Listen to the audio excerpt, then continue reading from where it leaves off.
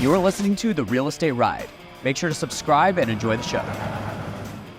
If I get started again with $0, I probably won't start with land first. I would, because when we don't have money, we don't know if this thing will work or not. Right. So you have this doubt in your mind. So that doubt will provide you taking action and keep taking action. So a lot of people just give up on the way. Yeah.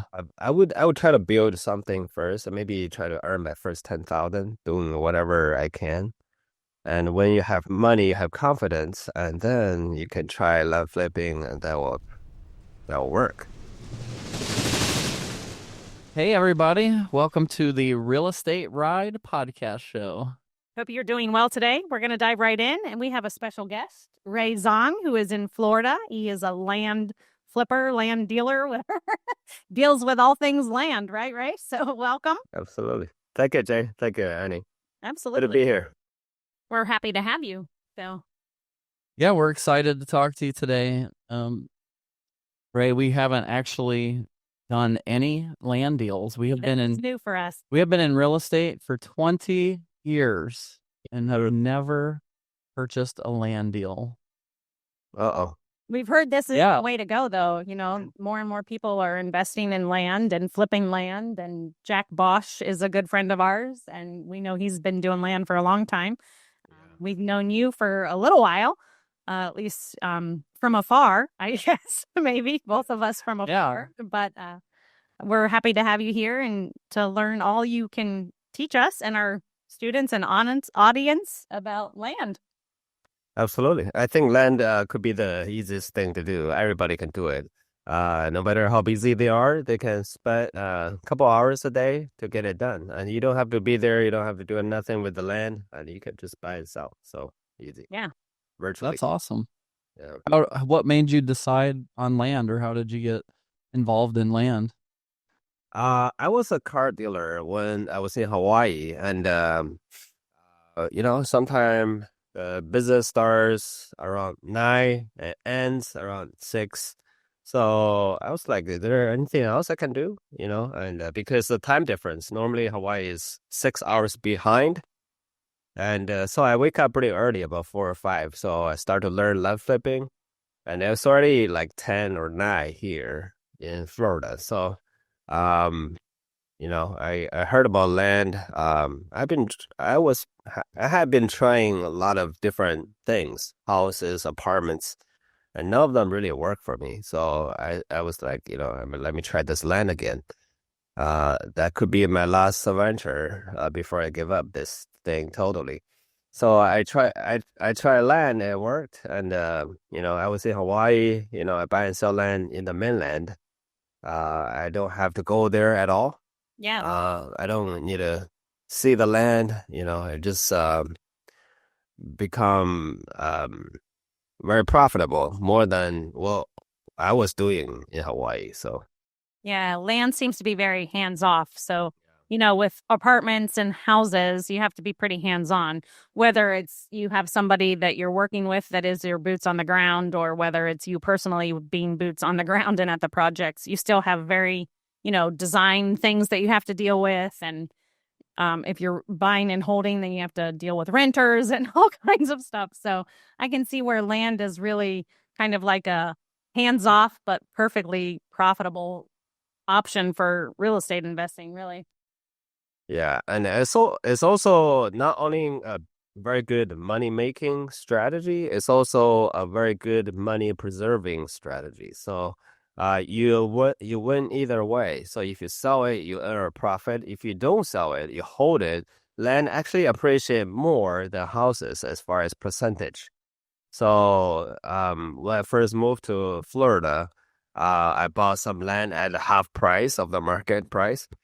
And right now the land, worth about 3 or 4 times of the value by then. But my ROI is not 300%. It's over 600% because I bought it half price by then, right? Right. Yeah. Yeah, so ROI, if you're new, is return on investment. So that's basically the return that Ray is receiving, and he's getting a better return because he bought it at a discount. So that's important. Yeah, I got a land under contract today for 25,500. I bought that land for 4,000. So Oh, wow. Yeah. So that's a great Okay. return on investment. Yeah. yeah, I didn't even hold it. I just posted right away, and it was kind of sold like that. So So yeah, one of the techniques that we use investing in houses, single family and in apartments, you can turn around and use that same technique in buying land, buy low, sell high kind of thing. absolutely. And you keep some, right, Ray? Or do you flip all of them? Right now I don't keep a lot. I try to sell them. Who knows what's going to happen, right? So you better sell them, right now. Yeah. Well, and then you're providing a service as well for people that are building houses or wanting to put a modular home or a mobile home on something or doing a community. I'm sure you have the potential of working with all types of investors as well, because it just depends on what they need the land for, right? Whether it's an individual buying land to build a house on for themselves or an investor to buy land. So you have a wide open, so to speak, pocket of people to buy from you. No, I actually cut that part because Thanks. my thinking process is nobody else will pay me more than the retail buyers. So a lot of people, what they want to do is wholesaler or wholesaling. I'm not a big fan of it, even though I started there, because when you sell the land to the cash buyers, who normally is a wholesalers and buyer, they're very smart. So a builder is not gonna pay you full market price. True. So what I do right now is, in order to save time and earn more money, so I just post it on the MLS. However I want to buy, I don't care who buys. They will call me, and I don't even need to build a cash buyer list. I have 0 cash buyers right now. Oh, okay. Okay, that's even huge. better. That's huge. So Ray, when you so we can help people get started as well. When you are buying these, are you paying cash and actually closing with the title company and taking title, or are you putting them into like a land contract vehicle or owner finance vehicle? How are you structuring those? Yeah, so it depends. If I'm 100% sure about the deal, I'll just buy it. Right? For example, I just closed a deal yesterday. I sold it for 75,000, and I purchased it for 26,000. It's a no-brainer. Of course, I can earn more money, so I just bought it. But for some land deals, I have very good, kind of. I know how much the land is really worth. I think I'm right about 95% of the time. But for some of the areas don't really have any sold. For those kind of land, I would just put on a contract as a buyer, and then I would just put it on the MLS right away. So don't take my words for it. Don't sue me. But some states is illegal. Do that. Yeah, check with your state regulations, because some states, they are preventing that from happening with the wholesaling laws that are going into effect. So Correct.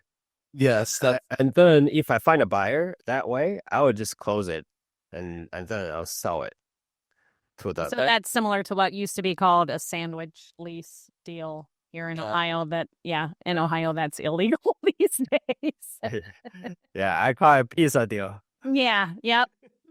But a way to avoid doing that and still doing the same thing, but doing it on the up and up, if your state does not allow that, there are transactional funders available to close deals to turn around and sell them again. So that situation is still doable. You just have to make sure all of your I's are dotted and T's are crossed correctly. Yep, definitely. And some states allow it, and you just have to consult with the real estate attorney, I guess. And and there's not really too much risk in that. No. And oddly enough, I thought, if I buy a land wrong, I really couldn't sell this. I would lose money. It never happened to me because there is a buyer for every land. It's weird, right? So I had a land, you couldn't even see the land. When you go to see the land, it's all water all the time. Doesn't matter if it rain or not, right? And Swamp land in Florida for sale. right, I bought it for like $200, and there's a guy who came in and he bought it for 13,000, and I asked him why he bought it. Mind you, ask that question after you close, not before. Exactly. Right. And so I asked him, why do you buy the land like this? He said, oh, I like ducks. I like shooting ducks. I just go there and shoot ducks. It's his hunting land. Yeah. Yeah, people. Now he has a nice piece of land that he can go hunt ducks on. That's cool. Absolutely. Ray, someone just hacked you. They took all your money. You're broke. All you have is your cell phone. Oh my goodness. All right. How are you gonna do deals? I'll call you first, or borrow some money first. Just kidding. That is one strategy. I'm actually thinking about that to make it to a series of videos. Actually, Oh, that would be an excellent video series. Yeah. yeah. So you see that the billionaire making that video on how to how to create $1 million company in 90 days. Yeah. It's fun to watch, but for normal people, it's not really realistic. Right. Yeah, but what if I can, in 30 days, how can I go from zero, absolutely zero, not dollars? How do I get 10,000, right? And use that 10,000. How do I get 100,000 flipping land? So there's a process, and that's what I did. I was in the car living for 3 months, so I had $0. My alternator broke, so I couldn't drive that thing. And 3 months later, I was earning about 15,000 a month. So I want to make something serious like that, and just put myself back in that situation and do that again. You should definitely do that. I would watch that series. Yeah, definitely. You have a great story. I didn't realize that you were basically homeless then for 3 months, and then went from that to making $15,000 a month. That's awesome. Yeah, it wasn't too bad being homeless in Hawaii, so I don't understand that. So if anybody, Hawaii versus homeless in Ohio is not the same. yeah, anyone consider being homeless, go to Hawaii first. Right. Don't go to New York. No, definitely not. But yeah, that's always interesting. And especially, Jay brought that somebody hacked you and you're completely broke. But Robert Allen, who I think you know as well, did that exact thing for a TV series. He had a $100 bill, I think. Yeah, $100 bill. He was dropped off in a city that he had never invested in before. And they said, what would you do to get from where you're at to where you want to go with the $100 bill? And he totally did it. So that would be a great series as far as doing it with land. And yeah, it's always interesting to hear people's comments and reactions to that question. Absolutely. And another thing is, if I get started again with $0, I probably won't start with land first. I would, because when we don't have money, we don't know if this thing will work or not. Right. So you have this doubt in your mind. So that doubt will provide you taking action and keep taking action. So a lot of people just give up on the way. Yeah. I would try to build something first, and maybe try to earn my first 10,000, doing whatever I can. And when you have money, you have confidence, and then you can try land flipping, and that will work. Yeah. There you go. Hey Ray, what's the worst deal you ever did? And how would you do it different now? Or would you still do it? Great question. Worst deal. I have to think about that. I don't have much worst deals. I really don't have a lot, but I think it's just better or worse deals. Yeah. Not the worst deals, right? No, you're good. Yeah. So I think if I start over again, I probably won't go into the smaller markets. So, for example, there are some areas on the West Coast you can buy a land for a couple $100 and you can sell it maybe twice as much or three times. I wasted about 3 years there, at least 2 years. And because I want to feel safe, I want to feel certainty. I want to know, I get my money back and some more. If I put like 20,000 on land, I don't feel very safe. By that, Right. Yeah. but if I were do it again, I would not market to those areas. Because you're kind of doing a lot more work. A lot of people think small deals take as much work as the big deals. It's actually not. The bigger deals take less work. Because the smaller deals you cannot afford to pay a realtor to sell it. You have to kind of post it everywhere yourself. So there's a ton of work. And people who buy smaller lands, a lot of them are tire kickers. So you don't really have a serious buyer there, anyways. Yeah. Yeah. So that's the first thing. The second thing is, if I start over, I will not target those areas. And a lot of limitation come from I don't have the money to pay for the land, like 10,000, 20,000, 100,000, 50 grand. What should I do? That prevent a lot of people from doing action, and they always want to prepare themselves to be at that point. But money is never an issue. I wish I learned that earlier because if you have a good deal, let's say your land worth 50,000 and you're buying it for 12,000 and you don't have the money, you will find the buyer or the people who can lend you the money. Yeah. Guarantee. Yep. Right. We just talked to Jim McCall this morning, and we have a student, and she got 3 deals together side by side. The land totally worth about at least 70,000, and she was under contract for roughly about 32,000. Wow, that's fantastic. Yeah. And she asked if we can fund it, and no problem.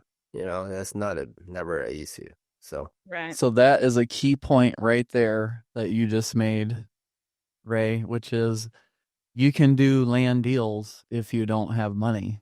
Right. You just have to be connected with someone who knows, likes, trusts you, or knows and likes land deals, Exactly. right? Or both. you can basically do anything without money. It's just a sort of conviction.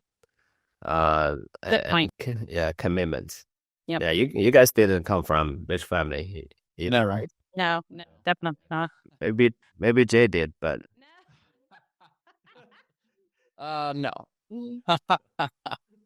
No, we definitely did not come from a rich family, as most people don't. So there's always interesting ways of getting involved in real estate. And, we've been involved in the real estate realm for 20 plus years. And there's always coaching students of ours and different people that we talk to investing that say that they can't find deals. And Jay and I are always like, there's always deals. You just have to be able to find them and hustle until you do. You have to keep making offers and keep putting yourself out there and letting people know what you're doing, because that's the only way that you can continue to grow. Your hustle is what you prosper from, I guess. Yes, and maybe you didn't hear, or you heard earlier Ray say he almost quit. Yeah. We hear that a lot. So read the book 3 Feet from Gold, and you'll discover that a lot of times when you're pushing forward, you just need to keep going because you're just 3 feet from the gold, which is what you figured out, Ray, because you kept moving forward. Yeah, and keep going on one thing. So a big mistake people make is they would try 2 things at a time because they think, okay, I'm gonna try this or start these 2 things all together and see which one works, and then whichever works, I will go with that full time. I promise. And guess what? All right. And guess what? It never worked either of them or both of them. Right. Right. Yeah, because people do that. Because every niche or every road you take will be hard at some point. Right. And then when you get to that point, you will actually go to another road, because you try to avoid the pain Right. and never get things done. So, one thing. That's a great point. Yeah. I like that analogy. Yeah, for sure. You'll go to another road that you think might be easier. Yeah, it's all hard. All the roads are hard. Just stay on your road. Right. Absolutely. Keep your nose to the grindstone, so to speak. They all have potholes. They all have bumps. They all have shiny objects to distract you too. Yeah. And if you look at anything, people, especially now on social media, people make it so it looks so easy. It seems like you can just click some buttons to earn more money. It's not that. Well, and that's the same thing with all these TV shows too, right? All these rehabbing shows that are out there, and everybody thinks that you can walk in and rehab a house in 24 hours or less because they do it on TV in a 30-minute episode. Absolutely. The 30-minute flip. The good things and the bad things about social media and television and all of the technology. So I have a question. Do you use AI at all in your sales descriptions or in finding leads or anything like that? Not yet. I don't see how it can fit yet. Yeah. Okay. Maybe, I need to learn more on that part. Yeah, I definitely do as well. It's new. I mean, it's pretty much new to everyone. So, but Everybody's learning their tips and tricks on AI. that's why we're asking on the podcast, because we want to learn what other people are using as well. Yeah. In my business, land flipping business, is AM, all me. I like that. I don't have a lot of You're using a. Yeah. I get it. But that brings up a good question, Ray. Do you have a team, or is it really just you? Just me. Just you don't have a big team.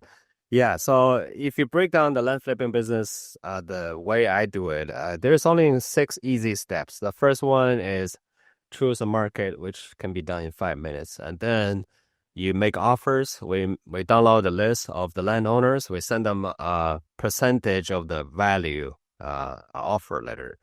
So and then people call us back. There's 2 kind of people. People curse us, people bless us, right? So Yep. the people curse us, so we curse back. The bless us one, and we want to buy their deal, right? And then all we need to do is to negotiate. And we negotiate again based on that percentage of value. So we bring the price even down. And then we buy it and sell it on the MS. So I don't really have to hire anyone because it's just simple. Yeah. You're just making a few phone calls or pushing some paper from here to there kind of thing, it sounds like. So it is a very easier way to get involved in real estate transactions using land, at least to start with. And then if that's your niche, it's even better. Yeah, for me, I can only do this. If I have to do a house, I'll be like crazy. Yeah. Get it. I'm not as smart as you guys, so. Oh, well, I don't know about that. I think you might be more intelligent than us. Less hands-on. I'm liking this simple life here, Ray. For sure. I'm digging it right now. And back to your comment about, different sections of the state that you have and have not invested in. I'm sure like the West Coast side, the closer to the beach, the more expensive the land, even initially, I'm assuming. Now that's just an assumption on my part, but so yeah, I would think that those areas would be more expensive, more tedious to find the land, more tedious to find a buyer. So that makes perfect sense to me that you stay like in your lane kind of thing. Yeah. But I'm not trying to be political, but I look at all the areas I invest in is all liberal. So, for example, Florida, Texas, I really hate New York and California areas. So, Yeah.